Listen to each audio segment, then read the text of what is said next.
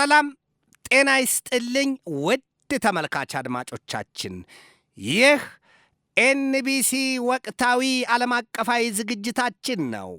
በዛሬው ዝግጅታችን የአውሮፓውያኑ 2025 ዘመን እስራኤል ከኢራን ጋር የምትዋጋበት ይሆናል ስትል እስራኤል መግለጧን፣ የእስራኤልና አሜሪካ አየር ኃይሎች ለኢራን ይድረስ ያሉትን የቦምብ ጣይ አውሮፕላኖች የጦር ልምምድ ማድረጋቸውንና የአውሮፓን ኅብረት የትናንት ምሽት ስብሰባ እያነሳን በዝርዝር እንመለከታለን። እስከ ዝግጅቱ ፍጻሜ ድረስም አብራችሁኝ ትዘልቁ ዘንድ የአክብሮት ግብዣዬ የአየር ሞገዱን ሁሉ አሳብሮ ከልባችሁ ይድረስ የምላችሁ አዘጋጅቼ የማቀርብላችሁ ትዕግስቱ በቀለ ነኝ።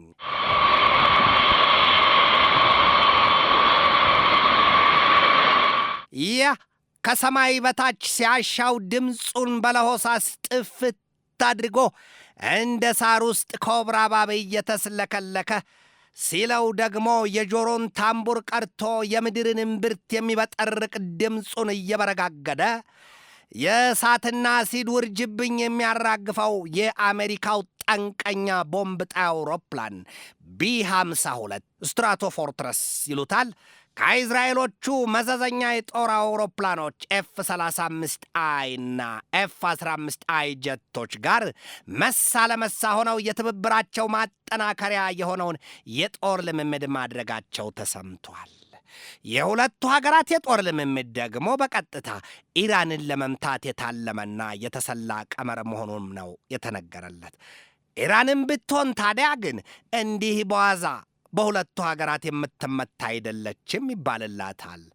አንድም ከራሷ የጦር ኃይሏ የተራቀቀና ብርቱ ዝግጅት አንጻር፣ ሁለትም ከሩሲያና ከቻይና ጋር ካላት የወታደራዊ ኪዳን ውል ሲታሰብ ኢራን እንደ አውደ ዓመት በግ ተኝቼ አልሞትም፣ ቢያንስ የመጨረሻውን ቢያንስ ጥዬ ወድቃለሁ በሚል ስሌት ጽናቷን ታሳያለች። በእርግጥም ኢራን ካላት የጦር መሳሪያና ዘመናዊ ትጥቅ አንጻር ከራሷ ተርፋ ለሩሲያም ትሰጣለች የሚል መረጃ በተደጋጋሚ መዘገባችን ይታወሳል። በዚህ ረገድም ኢራን የሰው አልባ የጦር አውሮፕላኖቿን ለሩሲያ በገፍ ሰጥታለች። እንዲሁም የአጭር ቢሉ የረዥም ርቀት ተምዘግዛጊ የባለስቲክ ሚሳይሎቿንም በተመሳሳይ ለሩሲያ ሰጥታ የለም ወይ? ኢራን በጦር መሳሪያ ትጥቋ በኩል እንዴት ትታማለች? እንዴትስ ትቀመስ ይሆን? ከዚያስ በላይ ኢራን 2 ጊዜ በእስራኤል ላይ የሚሳይል ጥቃቷን አድርሳ አሳይታ የለም ወይ? የሰው አልባ የጦር አውሮፕላኖቿን ቢሉ የባለስቲክና የክሩይዝ ሚሳይሎቿን ቢሉ እስራኤልን ከ1700 ኪሎ ሜትር በላይ አሳብረው የተገተጓት የእሷ ሚሳይሎች አይደሉም ወይ? ለዚህ ምን ጥያቄና መልስ ያስፈልገዋል? ኢራን ለጦርነት ተሰናድታ ከቆመች ሰንብታ የለም ወይ? ዓመታት ገፍቶ የለም ወይ? ከዚያም ያልፋል የኢራን ጉዳይ። ኢራን በዚህ ወቅት የኒውክለር ጦር መሳሪያ ሰርታ ታጥቃለች የሚሉት በርክተዋል። ከዚያም ውጭ የአቶሚክ ቦምብ ለመታጠቅ በጣም መቃረቧንና ቢበዛ የቀናት ዕድሜን የቀራት ስንል እኛም የቀናት ዕድሜ እያልን በዘገባችን ስንትና ስንት ጊዜ እንዲሁም ዓመታትን ዘልቀን አይተናል፣ አሳይተናል። እንኪያስ ኢራን በዚህ ደረጃና በዚህ ልክ የታጠቀች ከሆነ ከቶ ማን ሊቀምሳት ይችላል? አሜሪካ ወይስ እስራኤል? የኢራኑ ፕሬዚደንት ማስዑድ ፔዜሽኪያን ትናንት ለፓርላማቸው ንግግር ሲያደርጉ የለም በድንገት አሜሪካና እስራኤል ተረባርበውም ተባብረውም ኢራንን ሊያጠቋት ይችላሉ፣ ይሄ ስጋት አለብኝ ብለው ሳይሸሽጉ ተናግረዋል። የአያቶላዎቹ ሀገር ኢራን ከዚያም ውጪ ከሩሲያና ቻይና ጋር ያሰረችው የጦር ቃል ኪዳን ውል እንዲህ በዋዛ አጋልጦ የሚሰጣት አይደለም። ከምንም በላይ ኢራን ከተነካች ቻይናና ሩሲያ በቀጥታ ዘለው መግባታቸው ሳይታለም የተፈታ አይደለም የሚሉትን በርክተዋል። ኢራን በቅርቡም ግዙፍ የተባለ የጦር ልምምድ ማድረጉ አይዘነጋም። በዚህ ወቅት አሜሪካና ሩሲያ ግንኙነታቸውን የማሻሻላቸው ነገርና ሩሲያም በኢራንና በአሜሪካ መካከል ለማደራደር መሰናዳቷ ቢነገርም ግን የቀኝ ሳምባዋን ያህል ናቸው የሚባልላቸው የኢራን ቢሉ የቻይናና የሰሜን ኮሪያ ጉዳይ እንደዚህ ጣል እርስት የምታደርገው ጉዳዩ አይደለም ይሏታል ሩሲያን።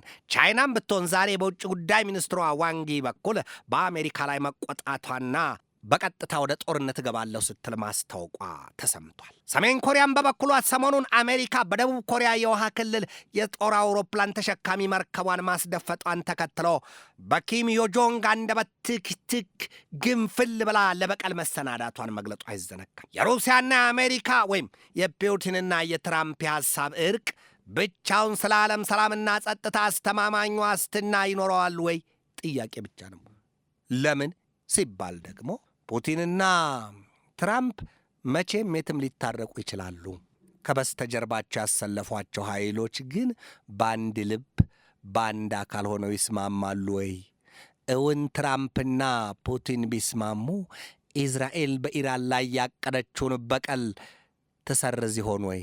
አሜሪካስ ቢሆን ይኸው የቢ52 የጦር አውሮፕላኖቿን በዚያ በመካከለኛው ምስራቅ ሜዲትራኒያን ባህር ላይም በተመሳሳይ የዩኤስኤስ ሃሪ ትሩማን የጦር አውሮፕላኖች ተሸካሚዋን መርከቧን በዚያ አስደፍጣ የለም ወይ?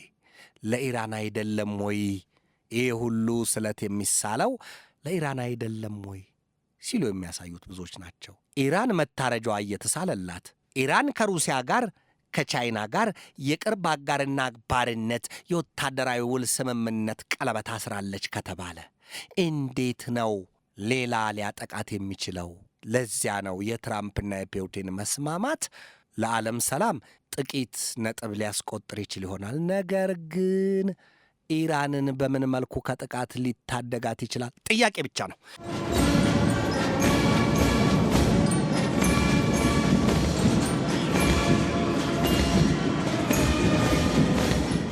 ሩሲያ ዛሬም ከአሜሪካ ለዩክሬን የሚሰጠው ወታደራዊ ድጋፍና የመረጃ አገልግሎት መቋረጡን ተከትሎ በከፍተኛ ደረጃ በክራንቿ ይዛ ስታላምጣት 3 ዓመታትን የደፈነቿን ዩክሬንን አበጥራ እያነፈሰቻት ወይም ገምሳ እየገለገለቻት መሆኑ እየተነገረ ነው። ሩሲያ ዛሬም በምስራቃዊ የዩክሬን ክፍል ተጨማሪ መንደሮችን መያዟም ተሰምቷል። የሩሲያ በሰፊውና ባሻት መጠን የዩክሬንን ምድር ጦርነት የተመለከቱት ወዲያም ከአሜሪካ ጋር ልባቸው ሻክሮ የተቃቃሩት የአውሮፓ ህብረት መሪዎች ትናንት ምሽቱን በቤልጅየም ርዕሰ ከተማ ብራስልስ ተሰባስበው ለራሳቸውም ለዩክሬንም ምን ይበጃ አልባሉት ጉዳይ ዙሪያ በጥልቅ መምከራቸው ተሰምቷል። በዚያ የምሽቱ የብራስልስ የአውሮፓ ህብረት መሪዎች ጉባኤ ላይ ታዲያ እንደ ፈረንሳው ፕሬዚደንት ኢማኑኤል ማክሮን የበረሃ ፀሐይ ሆኖ የታየ የለም ነው የሚባለው። የሚያቃጥልም የሚቃጠልም የሚያበራም የሚበራም ለማለት ነው። በንግግራቸው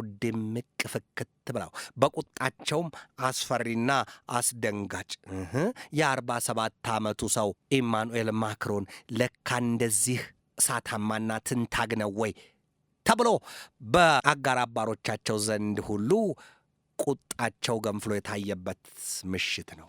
ማክሮን የሩሲያውን ፕሬዚደንት ቭላዲሚር ቭላዲሚሮቪች ፑቲንን ይሄ ኢምፔሪያሊስት ሌላ ታሪክ ለመጻፍ ያቀደ ሲሏቸው፣ ፑቲንም በምላሻቸው አሉ ቃል በቃል የእብደትና የማያስብ ማድነስ አንድ ናንሴንስ ነው ያሏቸው።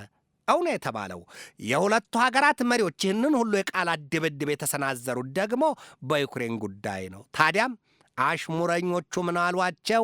በሞኝ ክምር ሌባ ተማታበት ብለዋቸዋል። ሌላውና የትናንት ምሽቱን የአውሮፓ ህብረት መሪዎች የብራስልስ ጉባኤ በልዩነት የሚያስቃኘው ነገር ከተባለ ደግሞ የአውሮፓ ህብረት መሪዎች ለአህጉሩ የሚቆም የመከላከያ ኃይል ለማቋቋም ማቀዳቸውና ሪአርም ዩሮፕ ሲሉ የ800 ቢሊዮን ዩሮ ለማዋጣት ቆርጠው የመቆማቸውን ነገር ገልጠዋልና ነው።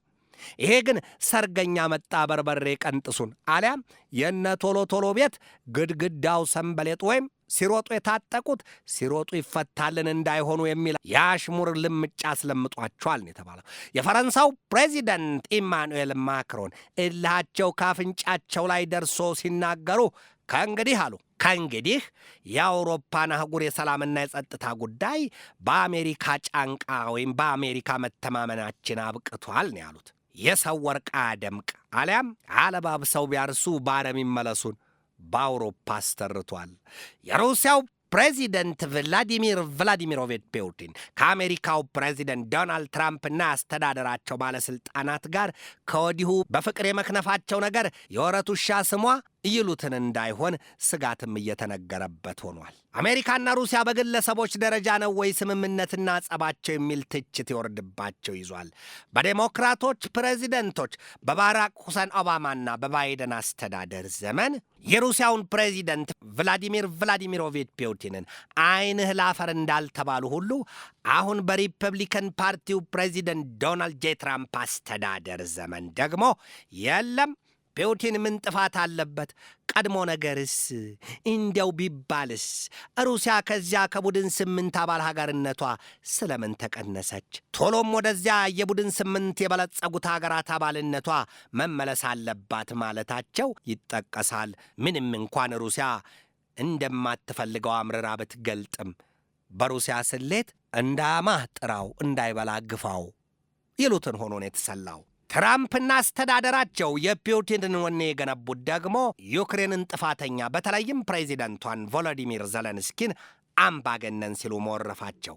ምን ያደርጋል ትራምፕ የተናገሩት ከሚጠፋ የወለዱት ይጥፋን አያውቁ። ወዲያው ከ4 ቀናት በኋላ ጋዜጠኞቹ ቀርበው ሲጠይቋቸው ስለምን ዘለንስኪን አምባገነን አሏቸው? ፑቲንንስ በዚያ ስያሜ ይጠሯቸዋል ሲሏቸው የለም እኔ ዘለንስኪን እንደዚያ ማለቴን አላስታውስም ማለታቸው ሰውየውን 8 ዓመታትን በ78 ዓመት ዕድሜያቸው ቢቀሩም ካረጁ አይበጁም ምን አስተርቶባቸዋል። ትራምፕ የምናስታውስላቸው ነገር እንደ አውሮፓውያኑ አቆጣጠር በ2016 የአሜሪካ ፕሬዚደንታዊ ምርጫ ለዚያ ፕሬዚደንታዊ መንበረ ሥልጣን ሲወዳደሩ 78 ዓመቴ ነው ብለው ነበር። በኋላ 4 ዓመት አሸንፈው በዋይት ሃውስ ሲቆዩም 78 ዓመታቸው 4 ዓመት አጠናቀው ከወጡ በኋላ 4 ዓመታትን በውጭ ሆነው ለመመረጥ ሲሮጡ፣ ሲፎካከሩ፣ ሲያግባቡና ያን ሲሸርቡ 4 ዓመታት ተቆጥረዋል። 4 ዓመት በዋይት ሃውስ፣ 4 ዓመት በውጭ በቤታቸው በማራሎጎ 8 ዓመታት አይደለም። ከዚያ በኋላ በ2024 ለዳግም ፕሬዚደንታዊ ምርጫም ሲፎካከሩ ሰውየው ትራምፕዬ ዛሬም 78 ዓመቴ ነው ብለው ነው ያስመዘገቡት። ለዚያ ነው ካረጁ አይበጁ፣ ዕድሜ በአፍ ቢደብቁት በጭንቅላት ይወጣል ይላሉ። ዛሬ ዘስቴትስማን ባወጣው መረጃው ትራምፕን ብቻቸውን ለማስቀረት የተቀመረ ስሌት እንዳለ ገልጧል። በእርግጥም ትራምፕ የአውሮፓን መንግስታት እርማችሁን አውጡ፣ ከእንግዲህ በአሜሪካ ጀርባ ታዝላችሁ አትጓዙም፣ ራሳችሁ ለራሳችሁ ሲሏቸው፣ ወዲያም አሜሪካ በፊት አውራሪነት ከምትመራው የሰሜን አትላንቲክ ጦር ቃል ኪዳን ድርጅት ኖርዝ አትላንቲክ ትሪቲ ኦርጋናይዜሽን በምህጻረ ቃሉ ኔቶ ጥምረት የአውሮፓዊቷን ሀገር ዴንማርክን ሉዓላዊ ራስ ገዝ የግሪንላንዷን ደሴት ቢሉ ሌላውን የኔቶን አባል ሀገር ካናዳን በ51ኛ ግዛትነት ለመጠቅለል መሰናዳታቸው የአውሮፓን መንግስታት ጋጤም በፍርሃትም ክም ማድረጉ ይታወቃል።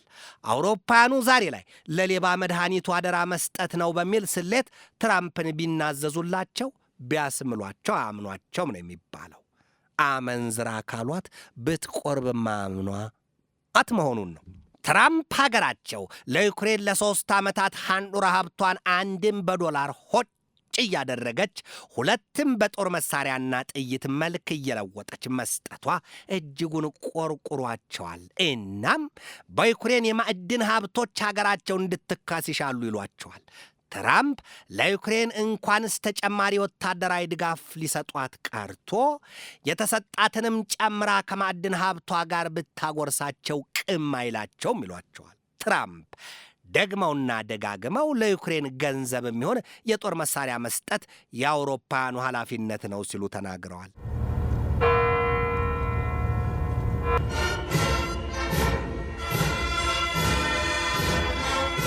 Военнослужащие почетного караула. የሩሲያ የሰው አልባ የጦር አውሮፕላኖችና ሚሳይሎች ደግሞ ሙሉ ሌሊቱን ትናንት ለዛሬ አጥቢያ ማለት ነው የዩክሬንን የኃይልና የጋዝ ሀብት ደጋግመው መደብደባቸውን የተሰማው። ዛሬ በተሰማ ዜና ታዲያ የዩክሬንና የአሜሪካ ባለሥልጣናት ደግሞ በቀጣይ ሳምንት በሳውዲ አረቢያ ሪያድ ተገናኝተው ለመምከር መዘጋጀታቸው ተሰምቷል። ይህንን ዕቅድ የገለጡት ደግሞ በመካከለኛው ምስራቅ ቀጠና የትራምፕ ልዩ መልእክተኛው ስቲቭ ዊትኮፍ ናቸው። የዩክሬኑ ፕሬዚደንት ቮሎዲሚር ዘለንስኪ በበኩላቸው የፊታችን ሰኞ ወደ ሳውዲ አረቢያ እንደሚጓዙና ከሳውዲ አረቢያው አልጋ ወራሽ ልዑል ሙሐመድ ቢን ሳልማን ጋር ይመክራሉን የተባለው ከካድሬዎቻቸውም ቀላቅለው ነው ወደ ሳውዲ አረቢያ የሚጓዙት። ዘለንስኪ በቅርቡ በዋይት ሃውስ ቤተ መንግሥት ትራምፕና ዘለንስኪ ተገናኝተው ሲነጋገሩ ክፉኛ ከተነዛነዙና በነገር ከተጠዛጠዙ በኋላ ትራምፕ ለዩክሬን እርም ያርግብኝ የምሰጠውን የወታደራዊ ድጋፍና የመረጃ አገልግሎት አቋርጠዋለሁ፣ ጨርሶ አቆመዋለሁ ማለታቸው አይዘነጋም። የዛሬን አያርገውና የቀድሞው የባይደን አስተዳደር በመጨረሻው የሥልጣን ቀናቶቹ ላይ ሆኖ ፕሬዚደንቱ ጆ ባይደንም የውጭ ጉዳይ ሚኒስትራቸው አንቶኒ ብሊንከንም ለዩክሬን አደራችሁን ሲሉ ለአውሮፓ ኅብረት መንግሥታት ሁሉንም የወታደራዊ ድጋፋችሁን ስጧት ሲሉ መማጸናቸውና አደራ ማለታቸውን ያስታውሷል። የሙት ቀናተኛ ሚስቴን አደራ ይላልን መሆኑ ነው። ትራምፕ በትናንትና መሻሹ የጋዜጠኞች መግለጫቸው ከሩሲያም ከዩክሬንም ጋር ጥሩ የሚባል ውይይት አድርገናል፣ ከዚህ በኋላ ዩክሬን ከሩሲያ ጋር ከመስማማት ውጪ ምንም ምርጫ የላትም፣ ሰጥለጥ አቤት ወዴት ብቻ ነው ሲሉ ተደምጠዋል። ትራምፕ በሩሲያና ዩክሬን መካከል የሰላም ድርድር ስለማድረጋቸው በመመጻደቅ መግለጣቸው በአውሮፓውያኑ ዘንድ ሲያሳማና ሲያስወግዛቸው፣ ወዲያ ማዶ በመካከለኛው ምስራቅም ከሐማስ ጋር ያስተዳደራቸው ሹማምንት የቀጥታ ድርድር አድርገዋል መባሉ በእስራኤል ባለሥልጣናት ዘንድም ቅሬታንም ብዥታንም ፈጥሯል ነው የተባለው። ዝርዝሩ ግን አልተሰማም። የእስራኤሉ ጠቅላይ ሚኒስትር ቤንያሚን ኔታንያሁ ቢቢ ኧረ እንዴት ምን ሲደረግ እንደምን ሆኖስ ምን ተነጋገሩ? የትራምፕ አስተዳደር ባለሥልጣናት ከሐማስ ኃይሎች ጋር እንዴት ተነጋገሩ? ምንስ ወሰኑ? የሚል ስጋት አልድሮባቸዋል ነው የተባለው። ኢትዮጵያውያኑ የማይታመን ሰውን ግብር ለመግለጥ ጉምን መዝገን ሲሉ ያሳያሉ። አለያም የማይተማመን ባልንጀራ በየወንዙ ይማማላ ይላሉ። ወዲህ ደግሞ ግብፅ በጋዛ ሰርጥ የመልሶ ግንባታና የ460 ሺህ ቤቶች ሥራ ከመሠረታዊ አገልግሎት ጋር ይጀመር ዘንድ በውጭ ጉዳይ ሚኒስትሯ በኩል መግለጧ ለእስራኤል ፖለቲከኞች ስለትን በጉሮሮ የመዋጥን ያህል ሆኖባቸዋል ነው የሚባለው። ሐማስ በበኩሉ ትራምፕን ከፍ ዝቅ አድርጎ እያብጠለጠለ ከሷቸዋል። ምን ነው ይሄ ሰው ቢያርፍ የሚናገርና የሚሠራውን ቢያውቀው። አሁን የያዘው አቋም የተኩስ አቁም ድርድሩ ወይም ስምምነቱ እስከ ሚያዝያ አጋማሽ ይራዘም ማለቱ የድርድሩን ሂደት ከማወሳሰብና ብዥታ ውስጥ ወይም ወደማይሆን አቅጣጫ ከመጣል ይልቅ ምን ሊያመጣ ነው ሲል ሐማስ ከሷቸዋል ትራምፕን። የአሜሪካና እስራኤል ሹማምንት የሚፈልጉት የታጋቾቻቸውን መለቀቅ እንጂ ስለ ጋዛ ሰርጥ ፍልስጤማውያን ጉዳይ ቁባም የላቸውም ነው ያለው ሐማስ። በእርግጥም ከሚታይ ከሚሰማው ነገር አንጻር ትራምፕም የጋዛ ሰርጥን ፍልስጤማውያን ከምድራቸው ጠራርገው ለማንሳትና ለማስወጣት ከዚያ በኋላ የሰርጡን ምድር የቱሪስት መዳረሻ ወይም ሜዲትሬኒያን ሪቪየራ ወይም የሜዲትሬኒያን ሰገነት አደርገዋለሁ የማለታቸው ነገር የነጻነት ታጋይ ነኝ በሚለው ሐማስ ዘንድ እንዲሁም በመላው ፍልስጤማውያንና የበርካታ አውሮፓና የአረቡ ዓለም መሪዎች ዘንድ ትሻልን ሰድጄ ትብስና ገባሁ እየሆነ ትራምፕን እያስወገዘ አይደረግም የሚል የመጨረሻ ውሳኔ ላይ ማዳርሷል። ትራምፕና ኔታንያሁ ግን የለም ከጋዛ ሰርጥ ፍልስጤማውያኑ ካለቀቁ የሐማስ ኃይል ዳግም መገንባቱና መቀጠሉ አይቀርም። ለነገሩ የሐማስ ኃይል ቀድሞ ነገር አልተመናመነም። ሐማስ ኃይሎች በከፍተኛ ደረጃ ትጥቃቸው ቢሉ ስነ ልቦናቸው ገና የውጊያ ብቃታቸውን አመላካች ሆኗል ሲሉ የሚተቹት የወታደራዊ ተንታኞቹ ልቆ መሳፍርት የላቸውም። አልሰሜን ግባ ካልሆነ በስተቀር ሐማስ የሚቀመስ አይደለም፣ ንቅንቅ አላለ ነው የሚሉት በሌላ አነጋገራቸው። ታዲያ እስራኤልና አሜሪካ አሁን ታጋቾቹን ካስለቀቁ በኋላ የጋዛ ሰርጥን ያቀዱለትን ዕቅድ ሳይተገብሩበት ይተውታል ወይ የሚል ጥያቄም ይነሳል። አይተውትም፣ ወስነዋል፣ ያደርጉታል የሚሉትም በአንድ ወገን ተሰልፈዋል። የለም የጋዛ ሰርጥ ፍልስጤማውያን ተወልደው ተጋብተው አድገው ካረጁበት መቃብራቸው በዚያው እንጂ በሌላ ስለምን ይደረጋል ተብሎ በብዙዎች ዘንድ ቁጭትና የሰርጡን ክፍል ዳግም ለመገንባት ርብርቡ ከወዲሁ ሸብረብ እየተባለ ነው። የኤንቢሲ ተመልካች አድማጮቻችን የዛሬን በዚህ ተሰናበትኳችሁ። የፊታችን ሰኞ በሌላ ርዕሰ ጉዳይ ጠብቃችኋለሁ። እስከዚያው ከልባችን እስከ ድፍን ዓለማችን ሰላም ተመኘሁ። በድጋሜ ሰላም።